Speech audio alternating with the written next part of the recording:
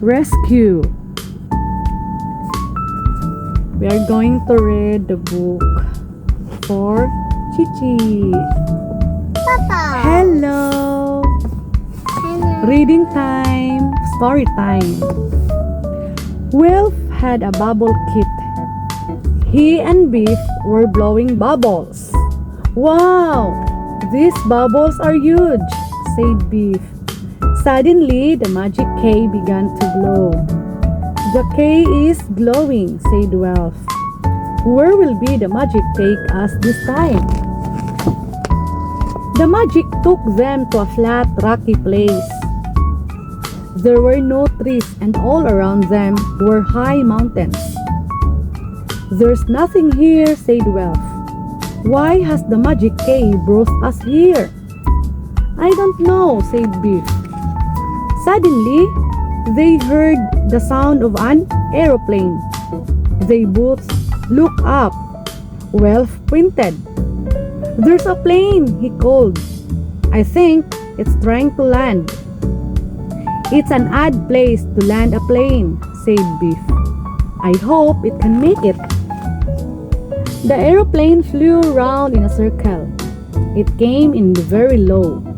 Then it touched down. The plane bounced on the rough ground. It bumped on the rocks and stones. Wilf held his breath. I think it's going to crash, he said. Then one of the wheels hit a boulder. There was a crunch as the wheel was torn off. The plane spun round and stopped. One of the wings had been ripped away. Beef and Wilf ran to the plane. I hope the pilot isn't hurt, gasped Beef. The pilot climbed out of the wrecked plane. She looked at the torn off wheel and broken wing. Beef and Wilf raced up. The pilot took off her goggles and looked at them. I've had better landings, she said. I know you, said Beef. It was Princess Aisha. Beef and Wilf had met her before in another adventure. So, they are not strangers to each other. They know each other, right? Goodness, said Aisha. It's you again. Why have you crashed? Asked Beef. I didn't mean to, said Aisha. My sister, Lisa, has been kidnapped. Oh my God, I've come to rescue her. So that's why. Will you help me? Asked Aisha. There's no time to waste. We have to find my sister and get her away safely. But how will we do that? You don't have a plane now, asked Beef. I'll think of something, said Aisha. They set off. They came to a steep rock face. Aisha climbed up. Next, she helped Beef.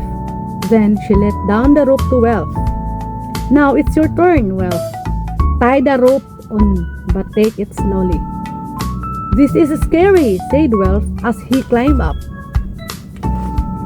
At last, they came to a fort high up on a cliff. It had thick walls and heavy doors. That's where Lisa is, said Aisha. Ah, the sister of Aisha is there, right?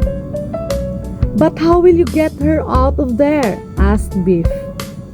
I'll think of something, said Aisha, but keep out of sight. Aisha put her hands together. She blew into them to make a noise like a bird. Then, they saw someone wave from a window. There she is, cried Aisha. She's heard me. But we can't climb up there, said Wilf. No, she'll have to climb down, said Aisha. Aisha told Beef and Wilf to keep a lookout. She tried to throw a rope up to Lisa. Here, you see that one? At first, she couldn't throw it high enough. She tried again and again. At last, Lisa managed to grab the rope. Beef and Whelp were keeping a lookout. They heard shouting. "Someone's coming," hissed Beef. "What shall we do?" "Try and stop them," said Aisha. "But how?" asked Beef. "You'll think of something," said Aisha. Whelp did think of something. He had an idea. He remembered the bubble kit and began to blow bubbles. The bubbles drifted towards the men. They had never seen such huge bubbles before. They chased after them and tried to pop them. Oh, see? Lisa dropped to the ground. "Well done," said Aisha.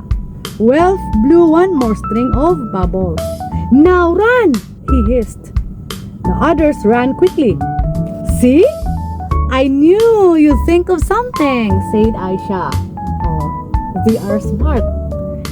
They have a very bright idea. Right, Chichi? At first, they thought they had go away. Then Whelp looked back.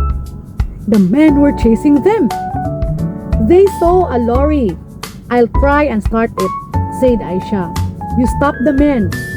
"How do we do that?" yelled Beef. "You'll think of something again," said Aisha. There was a pile of tires in the lorry. See? Have a lots of tires? The wheels, right? They gave Beef an idea.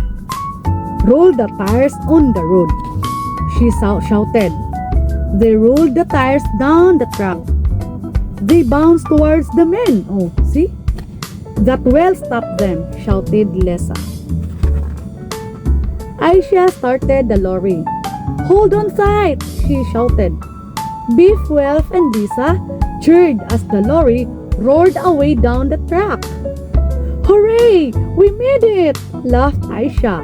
"That was great." The road was very steep and narrow. The lorry jolted and bumped over the rough rocks and loose stones. "Hang on!" yelled Aisha. "Watch out!" shouted Lisa. "We don't want to end up in the river." My God! Look at! Right? So scary! Suddenly, the road started to slip away. It was sliding into the gorge. "Look out!" shouted Lisa. "There's a landslide. The road is slipping down the hill." Aisha tried to stop the lorry, but it was too late. The lorry began to slide down into the gorge. It went faster and faster, crashing over rocks and tearing through bushes. "Oh no!" called Whelp. "We're heading straight for the river." "Hang on!" shouted Aisha. The lorry stopped on the edge of the river. The front wheels hung over the rocky bank. "Phew!" said Aisha. "That was close." "Now, what are we going to do?" asked Beef. "I don't know," said Aisha, "but we'll think of something." Beef and Lisa looked back to the road. In the distance, they saw the men coming. "Oh my God!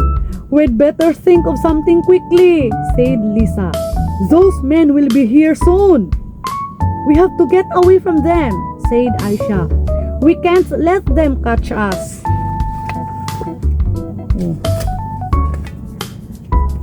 Whelp had found some inner tubes in the back of the lorry. He had an idea. "We can float down the river in these tubes," he said.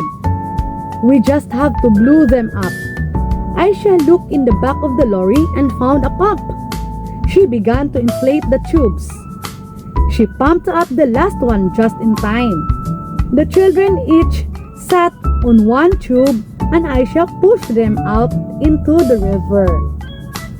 She jumped onto the last tube just as the men clambered down to the water. "Huh? Too late!" she shouted.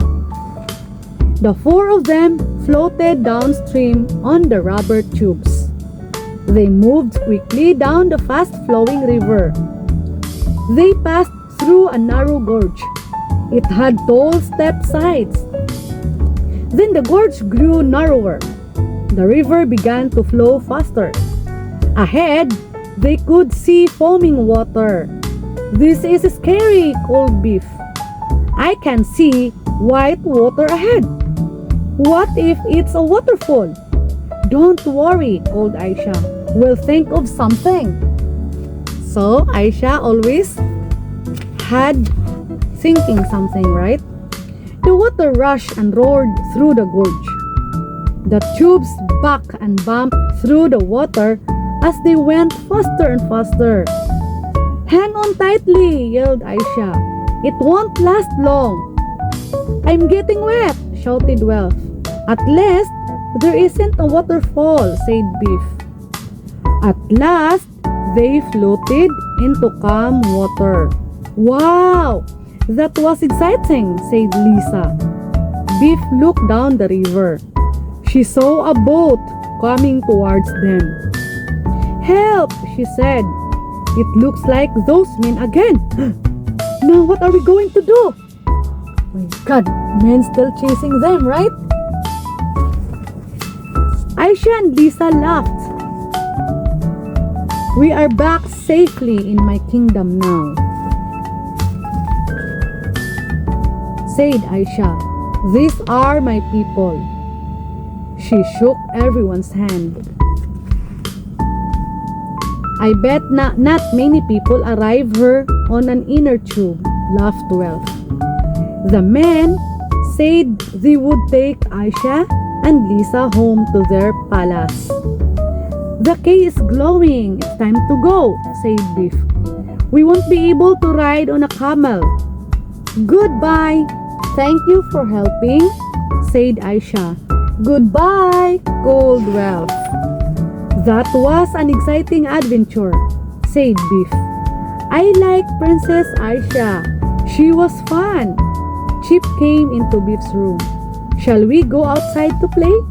he asked. "What shall we play?" asked Biff. "You'll think of something," grinned Welf. "Okay, thank you."